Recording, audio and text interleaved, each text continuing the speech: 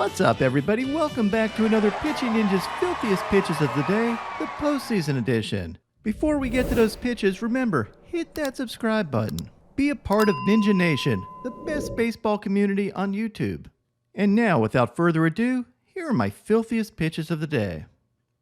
I'm going to start with Merrill Kelly, who was outstanding yesterday with 8 strikeouts in 5 innings, giving up 1 run on 3 hits and 3 walks. He shut the Phillies down with his combination of fastballs, including this painted fastball, along with the rest of his arsenal of sinkers, cutters, changeups, curveballs, and sliders.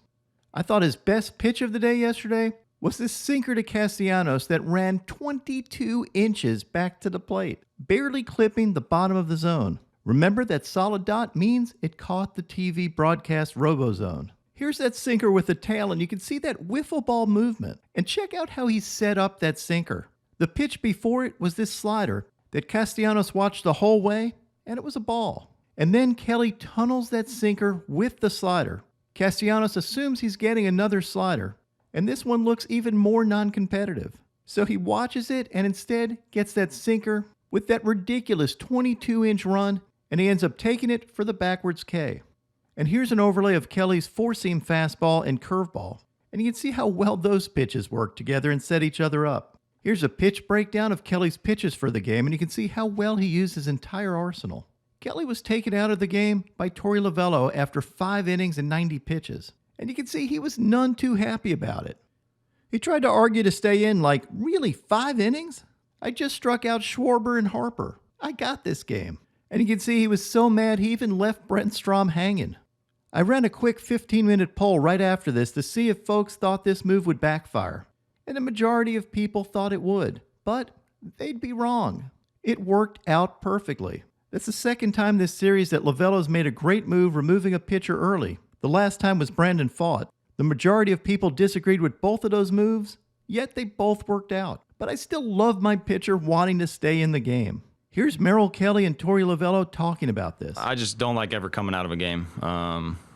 That's partly just me being stubborn. I think partly why I was upset right there was I was kind of just taken off guard by it. You know, I just went through their top 3, punched out 2 of them, 90 pitches through 5. I'm thinking I'm for sure going back out for 6. And then when I came in and saw his hand out for the handshake that I was done, it kind of just, I think, kind of took me by shock more than anything.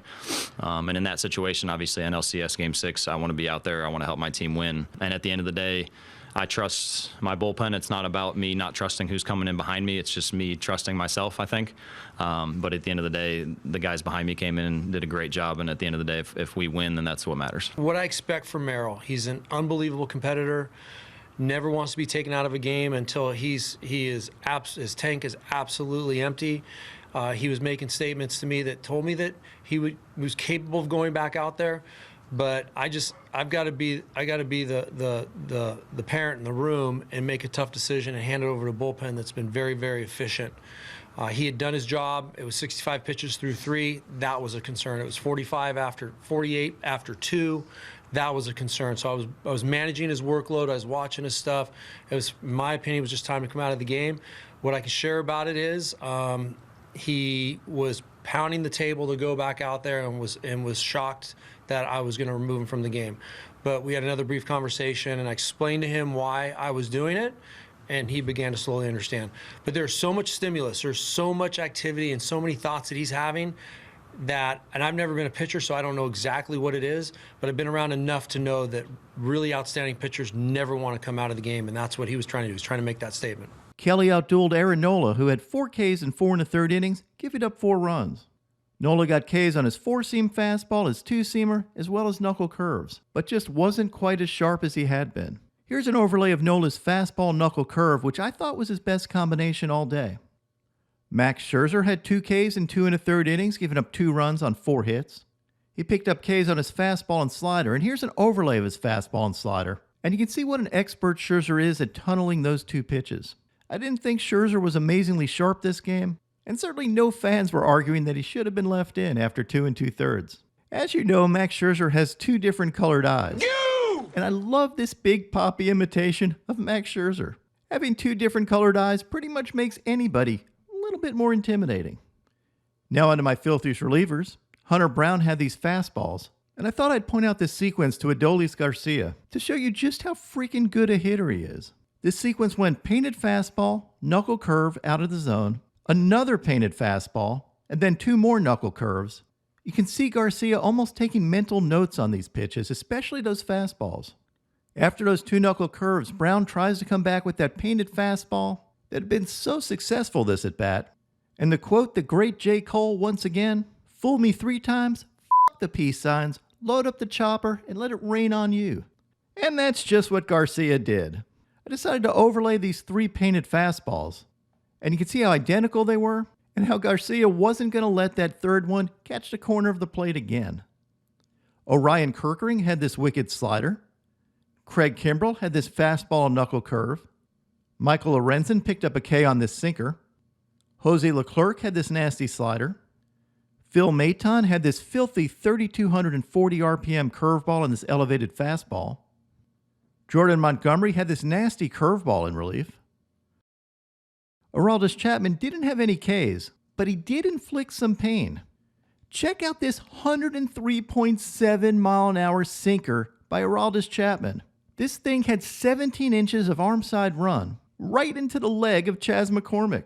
Check out the shock waves this thing makes when it hits his leg. This was Chapman's fastest sinker all year and his second fastest pitch all season. I paired up the shock waves from that 104 mile an hour fastball hitting McCormick's leg with the shockwaves of the comet hitting the Earth from the movie Deep Impact. And you can see how identical they are. Remember, this is what a 98 mile an hour fastball to the ribs from Aroldis Chapman can do to you. So 104 to the leg, that pitch may have had a ton of run, but McCormick isn't going to have a ton of run for a while. We'll give my filthiest appearance from a reliever yesterday to Paul Sewald for this fastball and painted sweeper, picking up 2 Ks in the 9th and sending the series to a Game 7. And now, my pitching ninja moment of zen. We're lucky enough to have back-to-back Game 7s this year. And it reminds me of this quote from the legendary Zach Greinke on the tension and drama of a Game 7. Never change, Zach. In Game 7, winner take all. Yeah, gonna be a big game. What's up, everybody? My picks of the day today are a 3-leg parlay. I'm going to start with Brandon Pfaadt for under 4.5 Ks, and then take Ranger Suarez for under 3.5 Ks, and top it off with Bryce Harper to score at least 1 run. And then I'm going to add in my FanDuel Profit Boost, which allows you to boost your profits by 30% for any same-game parlay or same-game parlay plus of 3 legs or more. What would your picks of the day be?